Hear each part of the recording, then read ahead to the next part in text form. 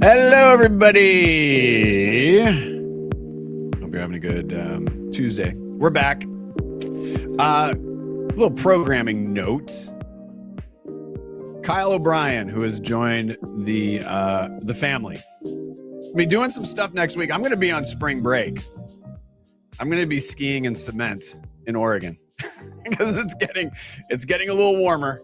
There's plenty of snow, but it's getting a little bit warmer here. So,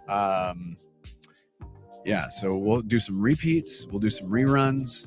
We got lots and lots of stuff coming up. Little housekeeping first. I'm going to do this first, and then I'm going to get to that.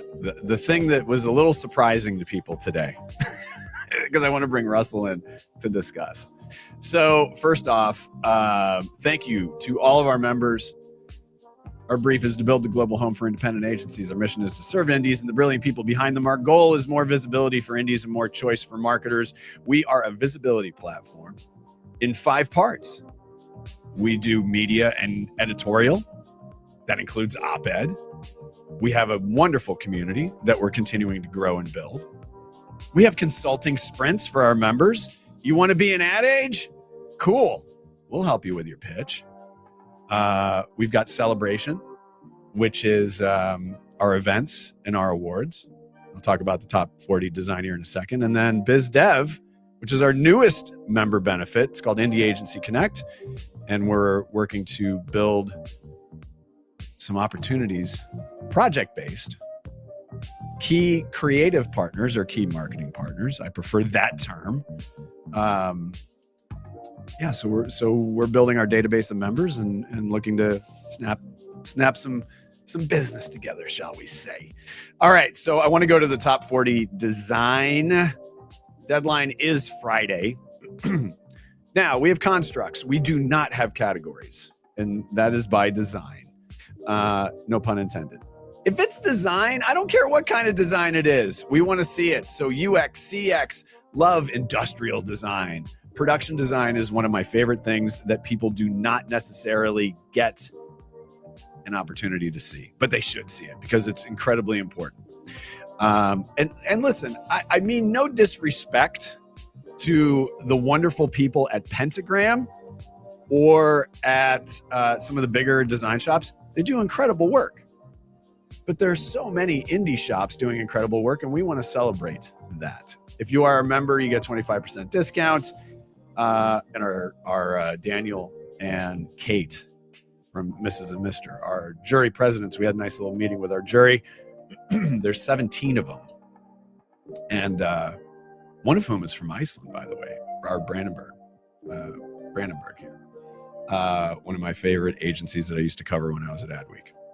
But today we are discussing, we're discussing how a marketer picks an agency. Before we get there, Russell Barnett, my fan. I'm like, when we were in England, it was Russell Bonnet, but it's Russell Barnett. I want to share this with you. So there are times when I run a little bit under the radar. And, I didn't really publicize that I was doing this thing with Fast Company. I got a chance to work on most innovative companies in public relations and brand strategies. And so here it is. So if you want to take a look at it, I have to say, so first of all, Jeff Beer, who I've known for a very long time, absolutely adore him. One of the people I just love in this business so much. He's a Tottenham fan though, Russell. So, I mean, I will hold that against him. Of course we should. But, obviously just an incredibly gifted leader in the business. He said, "Hey, do you want to do this thing?" I said, "Yeah, hell yeah." So first met with Amy Farley, managing editor, incredible. And then my editor, Eric Sullivan. Russell, you and I have talked about this before. We talk about pros in the industry, like a pros pro. Eric is an absolute pros pro. I loved working with him on this. It just, and what was great is we had great not arguments, but discussions back and forth, back and forth. And then Amy jumped in and gave her input. And it was such a great process. And it was deep. So, for anybody that thinks that we kind of go, no, that's not how it works.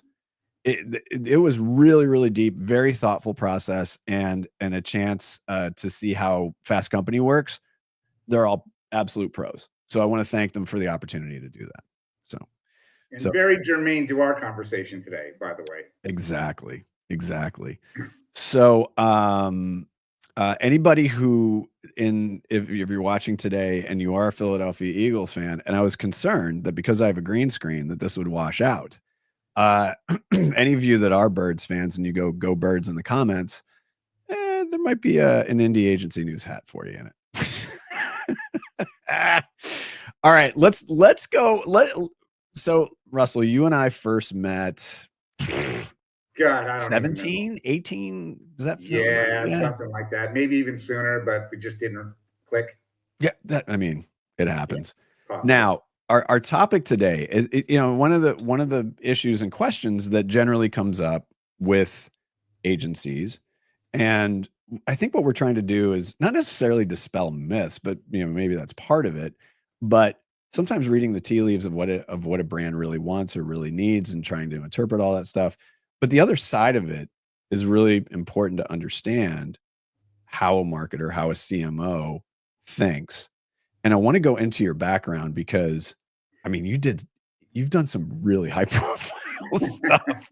So give us the schmear on that right now, because I think that helps set the table a little bit. Cool. Yeah, happy to do that. By the way, thank you for having me this morning. And I'm jealous of your winter break or spring break. I have the same thing, and doing a little skiing as well. So there we go. We have that in common. I like it. Yeah. We've talked ad nauseum, and you and I know the history, but I started my business early on in the agency business. My father was a creative director and swore that the agency business was my world forever. And was on the account side, because my father's hands worked, and right. I believe that creativity meant that your hands had to work. And what I realized late in life was that your hands didn't need to work. Your creativity manifested itself in other ways. And that kind of really helped me out once I got onto the brand side. So I got really lucky early on working on a little brand called Mike's Hard Lemonade, bringing that to the US. And I get a lot of comments of thanking me for whatever they're thanking me for. Their first experiences doing many things. So, a terrific brand and really an interesting moment because, at the time we called ourselves a defining brand for a failed category. And that's a heavy moniker to sort of have to think about. But we went through that, and I'm happy to sort of give you some examples of this when it's relative to the agencies a little later on in the conversation, because a lot of this really, revolves around this really interesting notion of the strategic element of it, which I think is ultimately what comes down to what makes a great relationship and candidly why indie agencies work so well. So I joined Mike's. I was there for 5 years. We took them from zero to got about 200 million US. Went up to Canada, did help them fight off Smirnoff at the time. Still saw some double-digit growth. Created experiential marketing before experiential marketing was a thing. Was a thing, and so that'll date me a little bit. But then was very fortunate enough to meet a gentleman named Keith Belling, and Keith and I put Popchips on the map. Yep. And joined there early days. I think I was the second employee, and then built that to about 115 million. And really, that was a better for you chip in a way that people didn't understand what better for you meant, right, or even chips meant, and so much less a popped chip. So it was a bit of an adventure. But really finding that true north there was important, and still keeping it, very mass appeal. And by the way, I should let you know that everything that I touch, I like to go to the masses. So I'm always looking for ways to get at a larger group rather than segments of smaller groups. Ultimately, if I do my job, I create value in an organization. That makes sense. Yeah. From Pop, I went over to Gardein, which is Eat Potvin, and we were doing about 30 million in sales. That when I first joined, it was a TSG backed company. 2.5 years later, we exited that to what is now ConAgra. We were doing about 90 million. And really the big insight there was center of plate. And while that sounds so simple, how we executed center of plate was really, really interesting. And then probably most recently at scale is my Mochi, right? Which I came in as part of the original management team. Business was doing about 20 odd million or so. And my Mochi, the my Mo brand or my Mochi brand, ultimately what it ended up really hadn't been invented yet. And the investment thesis was bringing Mochi to the masses. And people said, Mochi to the masses, never heard of it. And we said, exactly. And we thought about how to really take this idea of niche Japanese ice cream and make it a snack for the masses. Right. And so we really dug in there. And all of these were partnered. And really those moments happened when we got the resources to to really communicate at scale. Right. And then what I would say is we also got really, really lucky with exceptional partners who all were indies, to really help bring this to life in incredibly memorable ways. And so that's my quick history. And and here's what I find interesting in this too is that to walk us through your first experience in working with an agency when you were on the brand side, because there's obviously a lot to learn, and then from there it's iterating off of that. So walk us through that. I think that could be very interesting for people to understand. And part of it is, so the learning here for an indie is, let's say there's a new marketer, somebody who might be a little newer to the game, or it's an early brand. So what was your experience? Well, my first experience was with an agency out of Canada.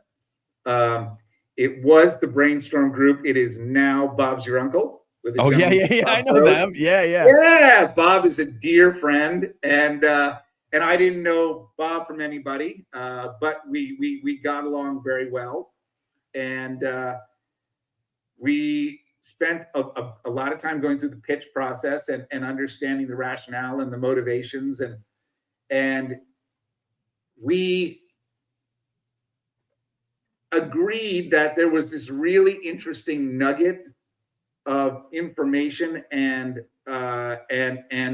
we really needed to make sure that Mike's Hard Lemonade at the time was going to the masses. We needed to make sure that it wasn't seen as a wine cooler. We needed to man it up, if you will. Right.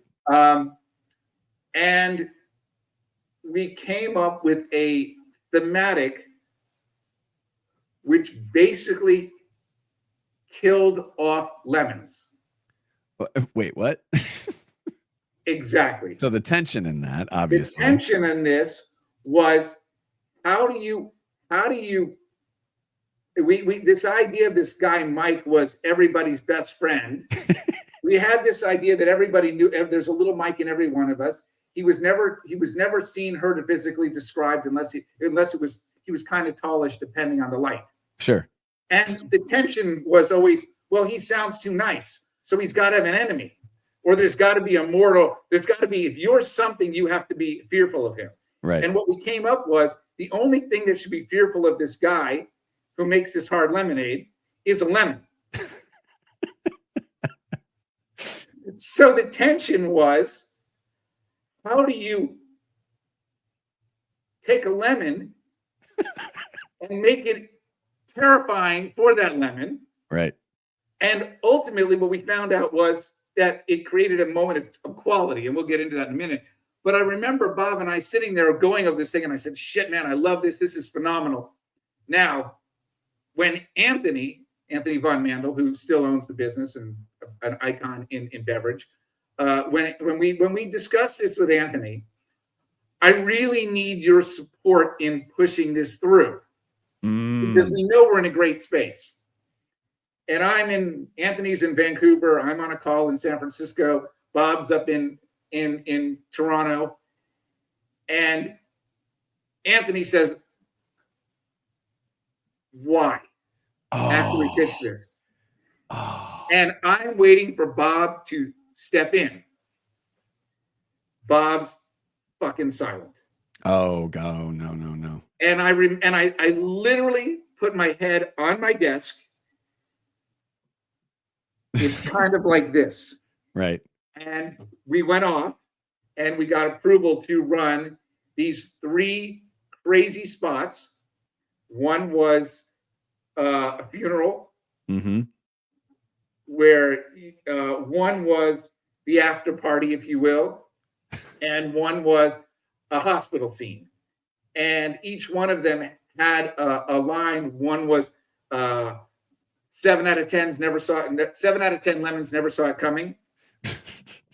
We had an excellent source of vodka and one other I can't recall. Excellent source of vodka. Right, exactly. But we didn't realize that the 7 out of 10 never saw it coming meant that he was picky. And only the best lemons were. We didn't expect that as the byproduct. Okay. And even little moments where at the end of this party, this guy takes a sip of Mike's and he looks at it and he says, I think he's gone to a better place. And these so there's your crazy payoff. little moments of how do you, and then when we came into the US, it was really the same kind of moment, but just done in a much more aggressive style where we knew we needed to lean into beer drinking occasions. Right. Beer equals reward. And we knew guys needed to have this. We knew it was a chicky drink that guys needed to consume in public. Right. So we just took that same level of tension. Right. And with the reward being extreme dismay. And so we had a series of spots. One was a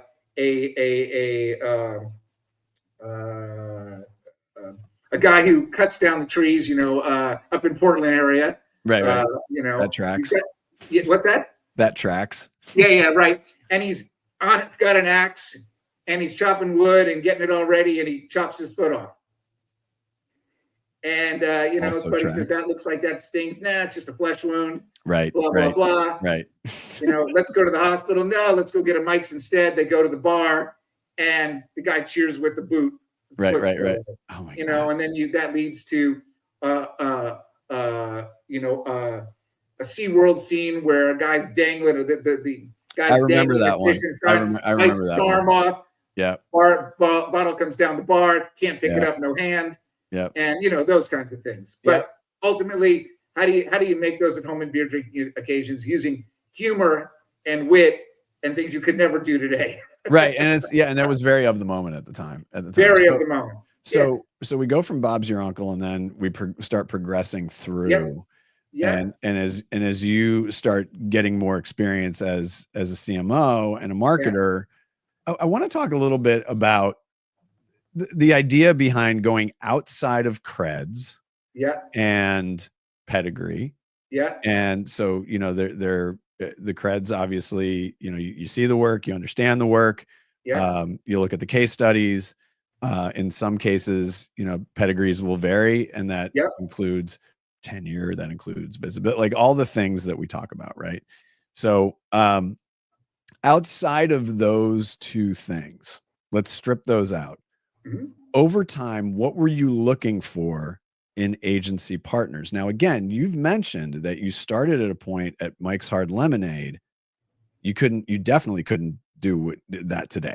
No. And so, it's the change in the evolution. So the culture changes, society changes, the industry's changing, this thing called digital is showing up.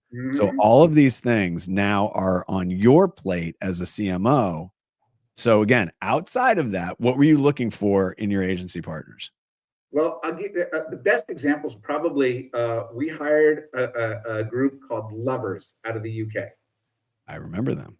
I know. And Yeah. Lovers is fiercely independent, and Lovers is about as far off from Los Angeles as you could possibly get.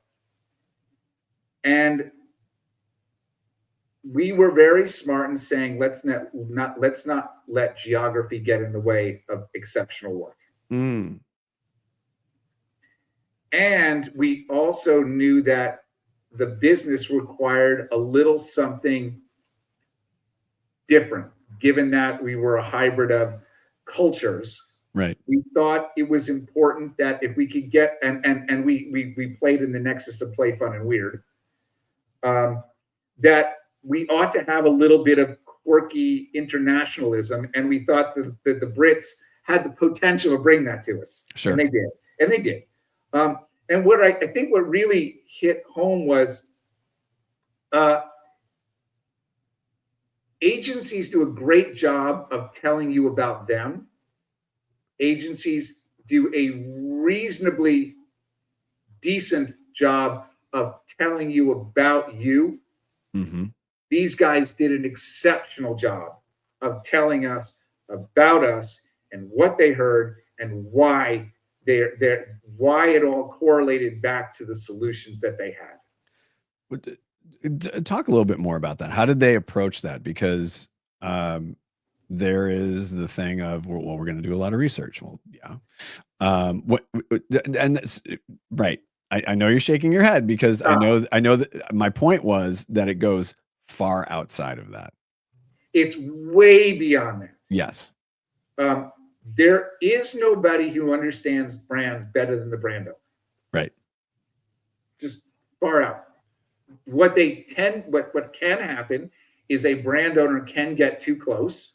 Right. And they can have too many other forces affecting their ability to think a little bigger, a little different, odder, weirder, whatever it may be, ways to really connect. And what Lovers did was a great job of saying, here's what you said, here's what it was interpreted as, and here's the solution against it. It was all rooted in what you said as the expert. Right. And if you as the expert didn't articulate it right, it did not become the fault of the agency. Right. It was rooted in, let me quote you verbatim. Right. And now you have the chance to adjust your commentary to better the creative solution. Because most likely the commentary was more right than not, but you may have not articulated as cleanly as you had hoped to, or some adjustments happened in between the time you said it and the time the solution arrives. Right. So I think they did an incredible job of really grounding the solution back into the input that you created, not some necessarily third-party data that they went out and did without your insight,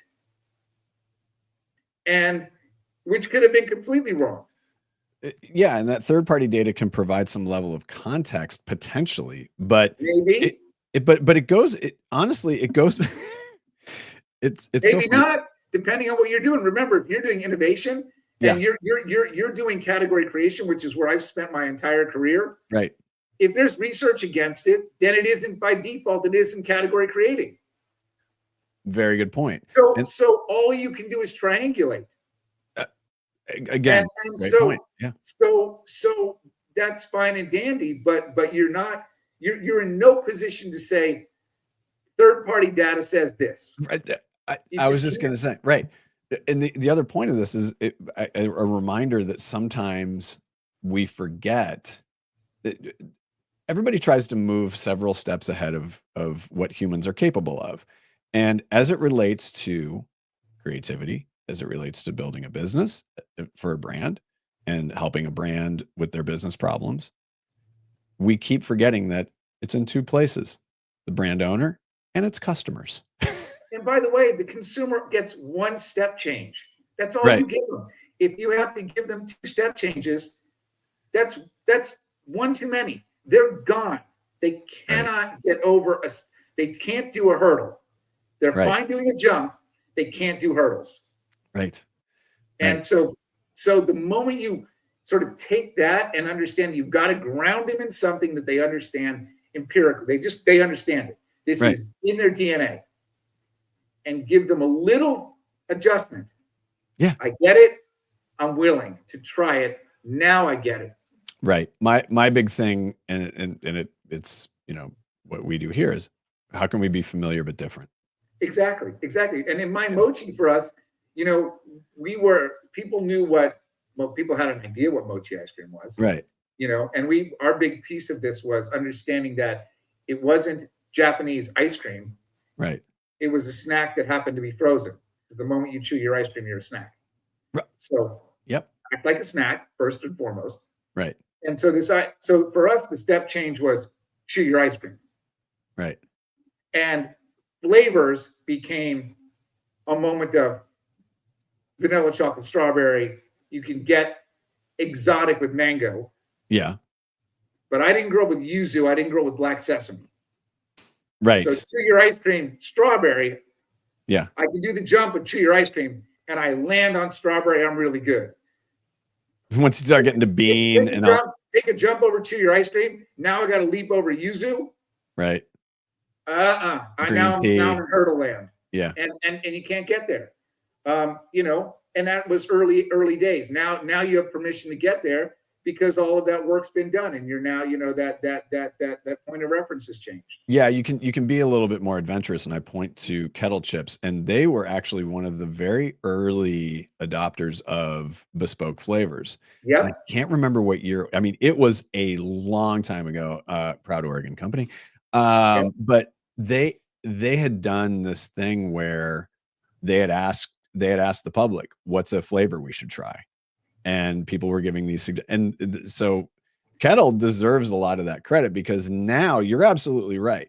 Kettle, from when I had moved to Oregon for the first time, it was regular sea salt and vinegar, your typicals. And then you start getting all of these really interesting, funky flavors, but it was born out of that. But it was born out of understanding the style of chip. That's exactly right. Yes. Because they had a different style and a different eat and a different crunch and a different mouthfeel. So set up the moment. Yep. Once you've ingrained that, now you get to use all that. Holds the flavor better. Yeah. Holds the flavor better too. Absolutely. Yeah. Yeah. I mean, it's the same with Tim's. So exactly. Same deal. Yep. You had mentioned that you look a little more deeply. No, I don't want to say more deeply. That's not a fair assessment. But strategy, especially now, is really, really important. I'm curious your take on for indies to understand what are some of the things that CMOs are going to be looking for. Obviously, the creative output, and one thing I will add, Russell, is that one thing I've noticed about indies, and this has pretty much been over the year, and I don't want to dismiss Holdcos. There's some good creativity that comes out of it. Yeah. However, I would say that for the most part, indies are places where you can be much more adventurous creatively. And there's 100%. And so I think that there's that in play. So let's talk a little bit about that, but also your perspective on strategy is really, really important for indies to understand. Is they're not necessarily pitching CMOs, but maybe they're just having a casual meeting, or they, run into them in, South by or whatever. You got to understand the strategy is the why and permission. Mm-hmm. Because ultimately a CMO has to sit in front of a board. In many cases, they'll sit in front of a board, or they'll sit in front of a CEO, and they'll have to explain to folks who are not creative, by and large. There are some who are exceptionally creative, right? But you're now having to explain how you've taken a bridge of a very physical product with physical attributes and physical functionalities and specifications and the like. And now you have to say, I'm going to create a moment or a series of moments that are going to connect the consumer in a meaningful way. And in many instances, I'm not going to tell you what the benefit is. Mm-hmm. Well, how the fuck are you going to do that? I mean, honestly, not to put too fine a point on it, but yes. but if you can't bridge a gap between here's what you said and here's our solution, right, then it doesn't give anybody anything to grip onto to say we have confidence to spend millions of dollars on media and production and the like. And the strategy is the confidence. Mm-hmm. That's all it is. It's the key. It's what unlocks the dollars. Right. Yep. It is ultimately what unlocks the pocketbook. Yep. And that's the piece that I think any agencies, much less indie agencies, really, really have to hone in. And they tend not to be drawn out pieces. A strategic point can literally be 5 words on a slide. Yep. It is, do not give me 90 pages of strategy. Right. It's too much. Yeah. Yeah. So that's a big piece for us. Yeah. Yeah. No, and that's very true. I mean, I've heard, and this is more on the creative end of it. Yeah. The late great Jim Riswold, I heard a story about someone gave him a brief once and he ripped the pages, and he got this little piece and said, that's all we need. That's all we need. That's all. Exactly.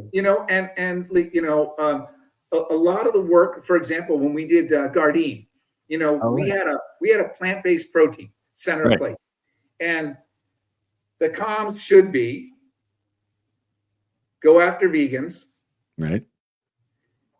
Who shop the frozen aisle, in a Whole Foods or a Mother's Market, and whatever, right? Okay. Does not align well with the investment thesis made by a private equity group that says I'm going to bring plant-based protein to the masses. Right. All right. So let's just, so now all of a sudden you've got a product belief not aligned with an investment strategy. Right. Okay. Right. So now the CMO's got to work to get all of this noise, which he knows it's there, or she knows it's there, or they know. But how do you bring it over to this? So what we said was, look, we're going to be a center of a plate product. Mm-hmm. We make great tasting food that happened to be made from plants. Yeah. Yeah. Big idea there. But of course that's what you do. But when you're sitting in a CMO seat and you're saying, I got to move sales, well, I'm going to go after vegans who shop frozen and natural and specialty. But so we understood that. Then what we said was, look, let's give permission to anybody who likes great tasting food. Yes. And they have an interest in something other than traditional protein for whatever reason. Mm-hmm. Could be environmental, could be health, could be just want to try it. And we didn't care if they were committed or not. Mm-hmm. It didn't matter. Their love was great tasting food. The reason why was up to them. It wasn't up to us to inform them to make a decision to do that. Right. Not my job. But it is important when you're starting to lean into moments like that to give people permission or at least give them a guidance into it to take away any hesitation, fear, the like. And so we actually created a campaign called Chef. And there was a guy named Chef who happened to be dressed in a chef outfit with the name Chef on it. Yep. He wasn't a real chef. And he showed up in your kitchen and he was your guide to great tasting food in your kitchen. I love it. And he stood over you as you were eating your food and complimenting you or whatever about the experience you were having. And we hired a guy from the Groundlings. So he was all comedic. Right. And it was you go girl. It was all the shit that you would want to see. Right. Done in a way that was so easy and homey and a little kitschy, Right. but oh so permissible. Yeah. Yeah. And it just blew the brand up. And then what we did is we took Chef and we made big 6-foot cutouts of him, and he was our point of sale material. Yeah. No, that's solid. So silly stuff like that. But again, it was all rooted in strategy, which was so strong to create a guy who's not a chef named Chef to be your guide in your kitchen. Exactly. I'm going to ask you a question, and then I'm going to let you riff, and I'm going to tell you why. Because we're getting our we're getting our air ducts cleaned. Okay, good. And they showed up. So they didn't show up. They didn't show up the day they were supposed to show up, but they're showing up now, right in the middle. So I want to ask you this. So you riff. Yes. This is monologue. I got you. This is some Shakespeare shit. I would like you to talk about advice to other CMOs and marketers about choosing agencies, and specifically indies, right? So what the point of view here is, let's say you're a marketer and a CMO that's been working with holdcos exclusively or a combination of. Yeah. And it's like, okay, I see what's going on over here. There's some interesting stuff going on over here. What do I need to know? You, as the part of the cohort, give us that thing. And I'm going to give you the producer's thing. Just, a few minutes until I come back. Use it out for a little while. Let the ducks get clean. Exactly. The whole deal. Exactly. I'll be right back. Go. Yeah, absolutely. Thank you. Have fun, Doug. For me, I think ultimately, first and foremost, it's about the people. And if you're not spending time with those people throughout the process and real time with those people, and those are the people who are going to spend the time on the business with you, that is probably the most important piece of it. As a CMO, you should also understand how you like to work. I tend to work really, really well with the creatives. I tend not to work really, really well with account people who filter commentary to creatives. So part of the work that I like to understand is, what's the agency's temperature on that type of communication? And then how willing is it from the creative's side to work in a non-traditional sense? And so that's very important for me. The other piece that's important for me is, I got to know the team that I'm working with loves the business as much as I do. And I think that's really important because, CMO's jobs, marketers' job, it's only as good as what you've done. And it's a hard job. It is. It's an emotional job. You got to get it when 99% of the other people don't. You've got to really be comfortable being uncomfortable. Mm-hmm. And you wouldn't be doing it unless you loved the business you were doing it with. And so you've got to find a partner who really, really has that same passion for the business, and really a passion for you as a partner. Right. I'd also say that, when I start looking at agency creds and the like, especially when you're looking at indies, look, the fact of the matter is, you're looking at past work that may not have been done in that house. Right. And that's real.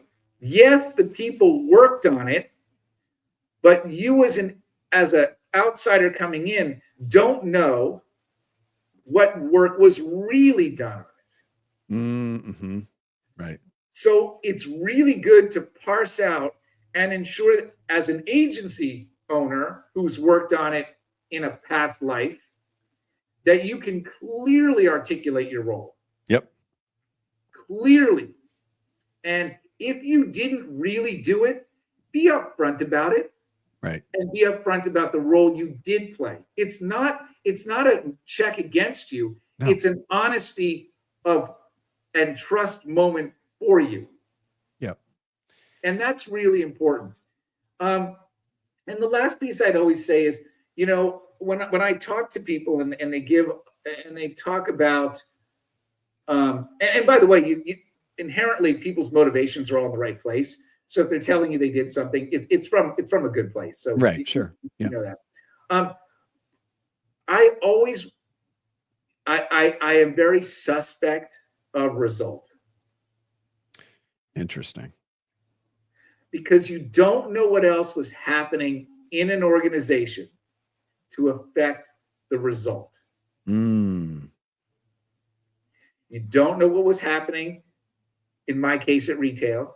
Right. You don't know what was happening with any major retail partner at any moment. You don't know what was happening from any number of other inputs. So just be very mindful of when you say results. Be okay if someone pokes and prods and has the answer. Right. You tell me there was an 83% lift in sales. My question is, how do you correlate that? Right. Oh, we ran a campaign. And so what did you do? Did you run a test and control of your markets versus non-markets? And so I just simple things like that, really, really important that you get at it. And again, if we got an 83% and it's, I don't know what other inputs were happening. We ran the campaign and the client said we were responsible. That's all I need. So again, that's a big piece of this. And what it comes down to is trust, trust, and trust in the people that you're going to work with. And if you do it really, really well, the great news about an indie agency is there is a greater value for both the CMO and the agency than the check is going to provide. Yeah. Yep. And ultimately, if both sides see that greater value, bigger than the check, boy, you're going to be in great shape. Yeah, and it does come down to this. There is the performative idea of partnership versus the reality of partnership, and we hear that a lot. We'll hear it on stages, and sometimes when you peel the onion back, and I don't want to throw this marketer under the bus saying that, oh, they're just sort of our vendor, which pissed me off, by the way, because if you're going to say they're a partner, then be honest about it. How would you you've defined elements of what real partnership I'll tell you what a partner is. Partner is you're on my WhatsApp and I can WhatsApp you at any time of day. Yeah. And you can call me at any time of day and you can present a thought, a thinking that is no holds barred. Right. If you got a crazy idea and you can't articulate the why yet, but you've got an idea and it's in this world, you should be able to call me and say, here's what I'm thinking. Mm-hmm. And a great example of that was when we were doing another My Mochi story. We thought we said that if you spend more than a minute with us, you spend too much time with us. Mm. We're snack. You don't think about it. Stop it. We're 3 bites and you're out. Right. And so everybody tries to get to the why. And for us, we felt that, if we came to a why, then that was really too much thinking. Right. And so, the perfunctory answer is we kind of got to this place of, well, why doesn't really equal why, but well, then it's really why not, but why not so generic and who gives a shit about that? So I got a phone call from a CD as we were almost into a new campaign, almost ready to shoot. And he goes, look, I've been thinking about this thing and I've been thinking about this why not. And I've been thinking about how do we articulate this indifference in a meaningful way and memorable. And the idea was rather than why not, we came up with this notion, or he came up with this notion of because whatever. Oh. And it was because, whatever, no period, because a period would be too committed. Right. And so it's that kind of, and that was a phone call. Mm-hmm. Like at 10 in the morning. And it was just, I got a weird idea. And it's grounded in something you said, and it's not fully baked. And the trust was there. Mm-hmm. And that's the kind of relationship. That's a meaningful partnership. That's a meaningful relationship. I like that. You want to play a game real quick? Yeah, let's do it. Okay. First of all, Russell, thank you so much for joining us as always. So the game show is Random Q, and we're going to be playing this with Planet President Matt Dowd on Friday. We haven't done a game show in a while. So we have 3 game shows: Pun Fight, which is for creatives and copywriters. We have Liar Liar, which is for anybody. And then we have Random Q, random question. So we have a list of 1 to 10, and we have our guests pick a number 1 to 10, and then we'll put it up on the screen, and then you answer the question, and then you basically get scored style points on your answer. Just I need my coffee. Hold on a minute. No, but so this one was done during the holidays, so like we're behind. All right, so pick a number between 1 and 10. 3? 3. Okay, there we go. What's the best holiday food, and why is that? Oh, come on, man. I'm going to go back to my Jewish heritage. You know, here we go. Yeah, no, go. Yeah. Potato latkes, man. Come on. You know, for Hanukkah, you got to have the potato latkes, and your mom's got to make them. Right. You got to have this complete mess and disaster going on in your house. Sour cream? Sour cream, of course, but an oversubscribed dollop of sour cream. None of this. Put it on the side. It is unapologetic moments. It's the applesauce that goes with it. And in my house, the best part is my wife is a good Catholic. So this whole thing gets sort of thrown off with, what are you doing here? And I still don't quite understand it. So, and then followed by, do we light the candles, and why are we doing that? And somebody say some silly prayer. And I like the honey cookies and all that stuff. Oh, yeah, absolutely. Yeah. But we're not that committed. No. It's just the vodka. Since you are married to a Catholic, here's a bonus question. On a scale of 1 to my Catholic mom, how much guilt do you feel during the holiday season? Me or my wife? You both? No, I don't feel guilt. Atta kid. All right. No. Not in my repertoire. No, not in the repertoire. I like that. But what is in your repertoire, that's a professional broadcast segue, is excellent advice. Russell, thank you so much for joining us. We really appreciate it. I'm going to have you hang out. Oh, by the way, so I got a custom case made for all my audio equipment, and then I put the little machine back in, so my little board, and I realized that I have I can like make my voice go different. Hold on. Tell me if this works. Hello, Russell. That's it. Yeah, you got it. And then this is the voice disguise. All right, that was terrible. That's great. Can you do it for your guest?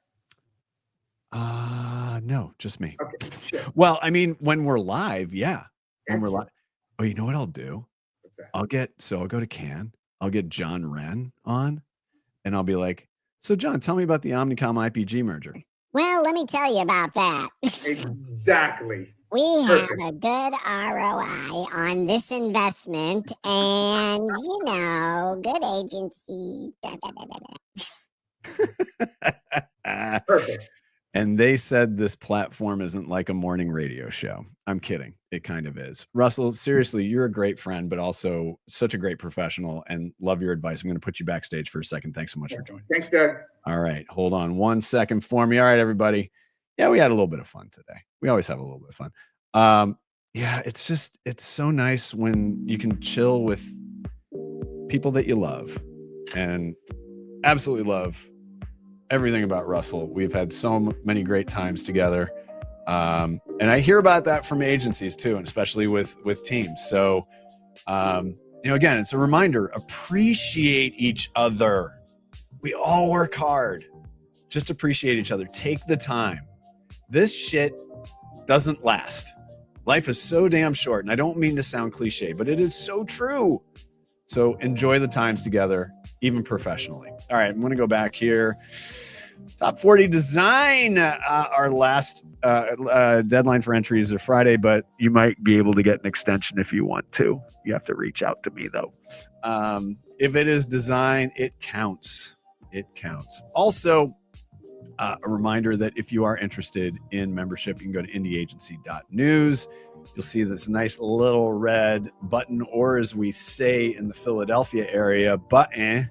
You go ahead and click that. More information on that as well. And a reminder, tomorrow, Meet an Indie Agency based out of Estonia, out of Tallinn. And also we have folks that are in Latvia and in Poland. And then on Thursday, we are talking to Clever Creative and BCA Animal Hospitals about their latest campaign. And then on Friday, as mentioned, Random Q with Planet's Matt Dowd. Matt Dowd won a Lifetime Achievement Award in Baltimore. We're going to talk about that, but we're also going to have some fun doing a game show as well. On behalf of everybody here at Indie Agency News, I'm Doug Zanger. We will see you next time.